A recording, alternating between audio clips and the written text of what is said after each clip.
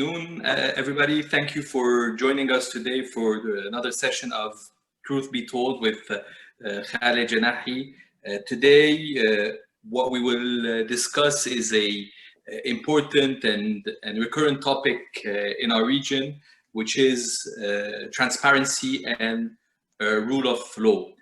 Khalid, thank you for joining us. Thank you, Khalid. So I'm going to start by giving an example. I mean, we both go to many, and most of the attendees that are joining us go to many conferences and where there's international participants. And one of the recurring question I ask them when I see people coming into the region is telling them, like, you're always there fundraising, you're always there, you know, to try and get some investment for project elsewhere. Why don't you commit more to the region? Why don't you invest more in the region? And an answer that comes along quite often is beyond, you know, the geopolitical risk that we all know and everything is like, well, we see that there's a lack of rule of law in the Middle East. We see that if we face issues in one of our projects, either with somebody that is powerful or because of a simple conflict of interest or simple like it can happen in business, we find ourselves nowhere. So first of all, do you agree that with this drastic vision that some of them have? And second of all, you see that things are starting to change in this particular sector in the Middle East with the need for FDI and for more cooperation? Thank you very much, Khalid. I think, well, as you said, it's an interesting subject, but somebody's already asked me a question and I will answer it immediately. And the interesting part of this is that I could finish this off in 1 minute by saying what I always say, okay, that overall, because the word transparency it's a multifaceted thing, okay, being transparent, especially about the rule of the law and application rule of the law. And I always say it, and it is, let me conclude at the beginning whilst then we can go through, whenever you have somebody above the law, there is no law. And that, it's an important factor to discuss. Now, rule of the law, by definition, is not just in one aspect. It's got so many different perspectives to it. You have the issue of law and order, you have the issue of criminal justice, you have the issue of social justice, you have the issue of what you've just spoken about, the regulatory environment and enforcement. So you got all these aspects which are there. And in fairness to the Arab world, I mean, let's go for the positives. In the fairness in the Arab world, when it comes to law and order and security, okay, I mean, with emerging markets, if I compare it with emerging markets and the third world countries, actually we are pretty good, except there are some exceptions like Iraq, like Libya today, like Yemen, and unfortunately Lebanon for what's going on. But in most cases, in terms of security and safety, they are pretty good. And some of the countries, they are as good as the Singapores of this world and Switzerland of this world when it comes to the security and the safety perspective. So that's an important thing. And we should not forget the good thing. That's a good thing that we have. Then we come to the perspectives of the laws that we have, whether it is criminal law, social law, of every aspect of law, even laws whether are done by central banks, by different types of ministries. Sort of from that perspective, there are good laws and very transparent in terms of the thing being clear and transparent to everybody. I think the issue comes in where it's to implementation and application of these laws. Let me start from your question. And one of the important things is, from an FDI, it's always the legal redress. It's always the question to consultants, and from a pure due diligence perspective, going into any country, regardless where you're going to, one of the major things that you're going to look at is going to be legal redress. If I go there, am I covered? Let's forget all the geopolitical issues and every aspect that you said, but am I covered if I go in? The laws cover you, but does the application of the law and the implementation of the law, God forbid something goes wrong, you're covered or not? And I think that is a major factor. Most of the cases, yes, you are covered. But exactly from what you said, when you have people above the law, those people and the people that they support, favoritism, nepotism, you name it, whatever you want to call it. And I always used to say it when I was a consultant, long time ago, that if you go into business, then go into business on arm's length basis, okay, as a foreign FDI, as an investor coming in. Do not go with basically with the powerful person in that particular country or in particular city. Because once you do that, then the chances if something goes wrong, that the thing will be held against you is substantially much higher than you getting what I would say a fair perspective from the law. Okay, so that's important to look at it from perspective of that most of the times we're okay, but then you're going to have the issue if you're going to go with powerful people, as you said, and definition of powerful people is a fascinating thing too, which I don't want to get into, but people in the position of making decisions and having those powers, then it's always from a pure business perspective for foreign investors not to go with that. However, look at the past 30 or 40 years, everywhere in the Arab world, most of the foreign direct investment has been done with the people with power, because those are the ones who are going to get you the businesses, the big contracts and everything else. So those are the ones you're going to go in, and that's the risk you're going to take. So that's from foreign perspective with regards to FDIs coming in. But I think it's much more than that. I think the issue is, and it's an important factor, when we talk about rule of the law is, I mean, there is a basic principle in law, okay, that you have to apply, okay, with consistency. So if I have a law and it's very transparent, talks about a specific issue, then I have to apply it with consistency, and not with the whim of somebody above the law who decides, okay, I don't like Khalid, for argument's sake, even if the case within the law, he's winning the case, but because I don't like him, he has to lose the case, or I have a grudge against him, he has to lose the case, he loses the case. So the judges and the system overall, as much as they are good in terms of most of the time, but then there are the specific times when things go wrong, and that you cannot be basically pick and choose in these things. Either you're good all the way, or you're not. You cannot say, I am clean, but sometimes I want to be dirty, you know, just because to please somebody.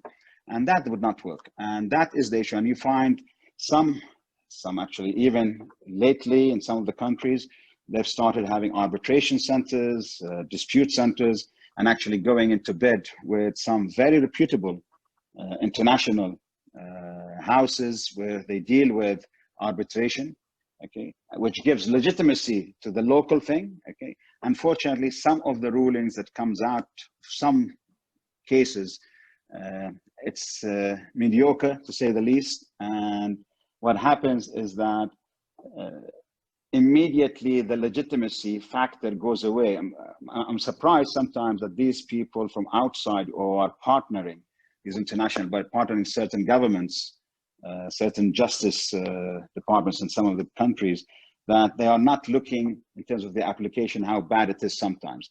But sooner or later, that's going to come out. Right?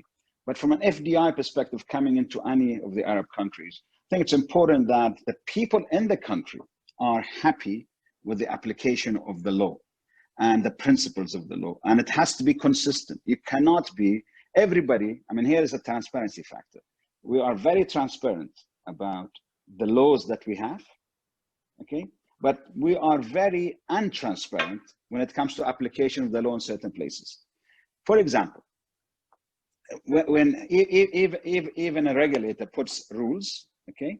Now those rules are applied to most, but then because it's somebody takes a decision, okay, well, I don't want to apply it to this place, I will not apply it. That's fine, but you have to justify that and be transparent about it to everybody, because everybody within your, under you, regulated by you, your children, okay, need to know why you're doing it here and why you're not doing it there. So for most people have to apply the law, but for some, they don't need to apply the law, but you have to be consistent and you have to say why you are not allowing. So if it's an exception, you have to say why it's an exception.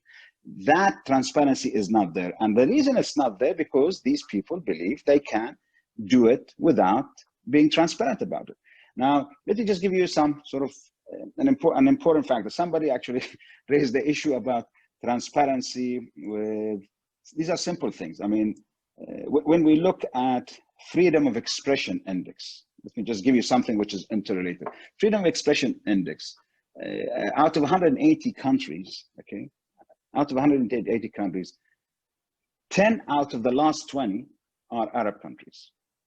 Okay, actually, those are the dark ages, what's called the black part. Then there is the red part, okay, which has seven of them, I think, or 8 of them there.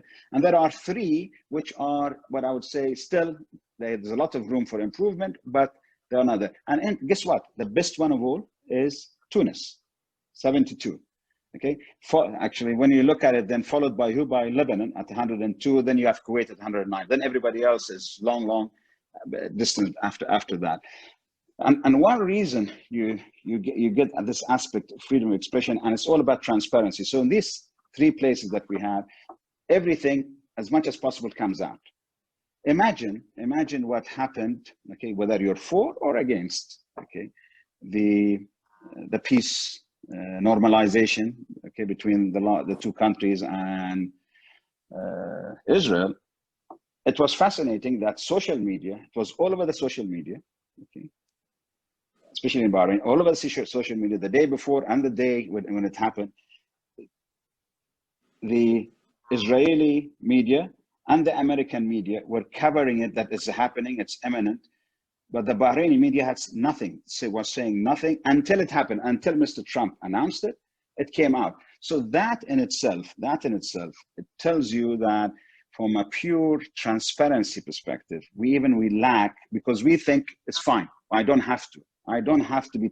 How many politicians do you have in the Arab world? That's the question that I'm going to ask you. I will tell you, maybe numbered in my fingers, okay? We don't have politicians. We have people managing, we have people ruling, we have people basically being in a position of leadership, but we don't have that many politicians. Because if we did, we would not be today where we are in the Arab world. We are far behind everybody else, whether we like it or not. We might have not the Haq Sahab, we might have skyscrapers, but we do not have free thinking, we don't have critical thinking, because the minute that you don't have free thinking and critical thinking, aspects of law that we're talking about, rule of the law, okay, it goes away. I mean, we cannot have, it's a very important factor. This is the principle of application, consistency of the law, okay, all the time. Not whenever suits Khalid, I want, okay, this case to go this way, it will go.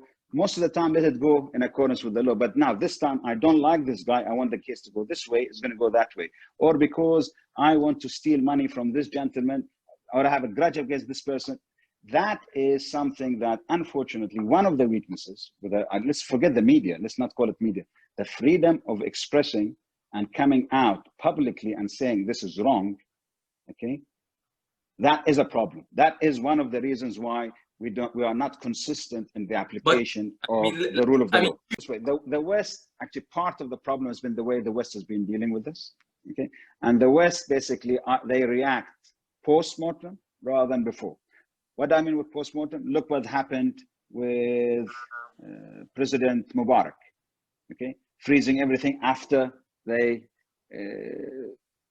he was out of power. The same thing with Gaddafi, the same thing with the others. So it happens always post-mortem rather than before. The same thing with the president of Zaire, you know, what was with Zaire at the time. So it always happens after rather than before the event. And part of it actually is, even actually here from a rule of the law, I'm now talking about President Mubarak,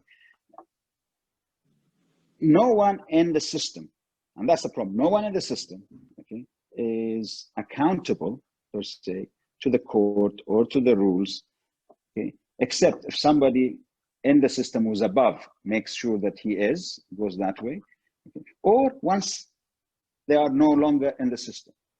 Okay. So Mubarak, what's his name, Morsi, all these, I mean, as Egypt, okay, looking at Egypt and Tunis, all the cases came after these guys were no longer in power.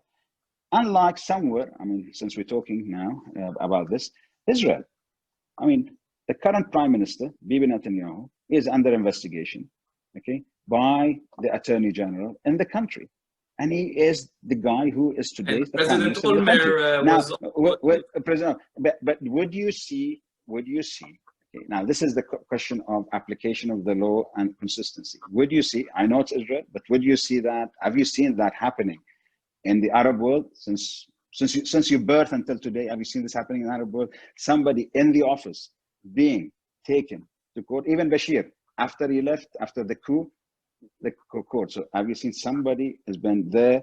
Maybe in Lebanon there are cases sometimes which come against some of the warlords in the courts, which are thrown out eventually. But you don't have anyone like that. Now, hopefully, in the future, that is going to be, so nobody, I mean, here is the question, nobody is above the law. And the time you see nobody is above the law, when even the prime minister or the minister or whatever it is no longer above the law. The law is done something wrong, or the law not only done something, if the law thinks he's done something wrong and they have to investigate, they investigate him. That, until such time we see that in the Arab world, we're going to carry on having problems. That's what I see.